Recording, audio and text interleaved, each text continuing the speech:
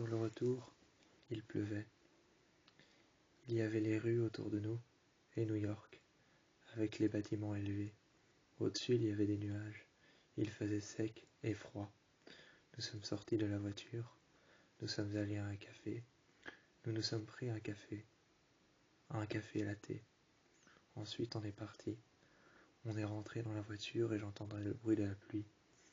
Après avoir pris un café latte qu'on a bu à l'intérieur de la voiture, nous sommes rentrés.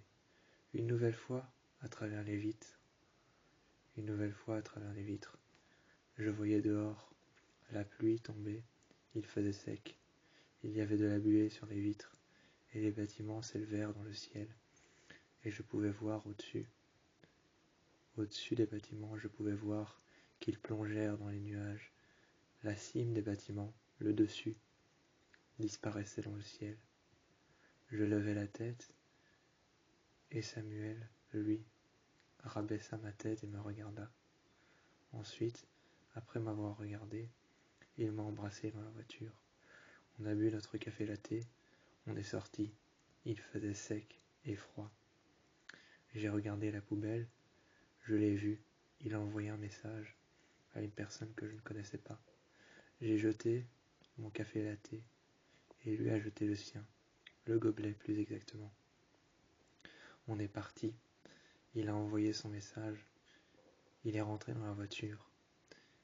Et là, une nouvelle fois, je sentais qu'il faisait sec et froid, autant à l'intérieur qu'à l'extérieur de la voiture.